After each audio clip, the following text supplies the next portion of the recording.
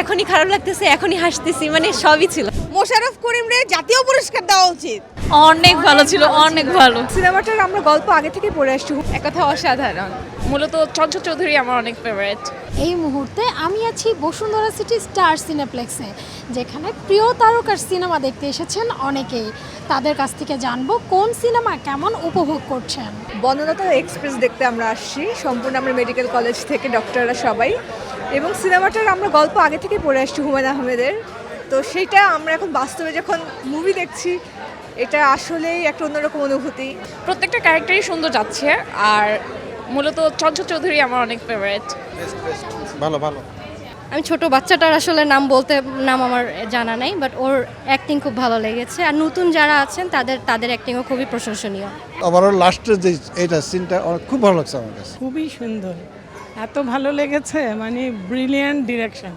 মোশাররফ করিমের চরিত্রটা খুবই ভালো লেগেছে, আর হচ্ছে সাবিলা নূর আর শরীফ হোসেন রাজের। অনেক ভালো ছিল। ইট ওয়াজ এ মিক্সচার অফ এভরিথিং, মানে এখনই খারাপ লাগতেছে, এখনই হাসতেছি, মানে সবই ছিল। অনেক ভালো লাগছে। বাংলাদেশি ফিল্ম ইন্ডাস্ট্রি যে গ্রো মানে ভালোর দিকে যাচ্ছে, সেটা একটা উদাহরণ ছিল এই ফিল্ম। সত্যি অনেক অসাধারণ ছিল এবং রেকমেন্ড করবো সবাইকে আসি দেখার জন্য। ভালোই, খুবই ভালো ছিল, খুবই ভালো, অসাধারণ।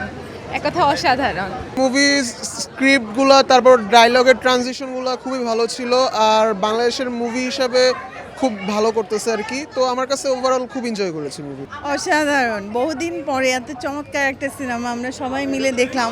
খুবই ভালো লাগছে, মানে এখানে ইমোশন যেমন ছিল, আপনার কমেডি তেমন ছিল, মানে খুবই ভালো লাগছে মুভিটা। অসাধারণ, মানে পুরোটা সময় মনে হয়েছে যে একটা মানে ফ্যামিলি ওরিয়েন্টেড ছবি।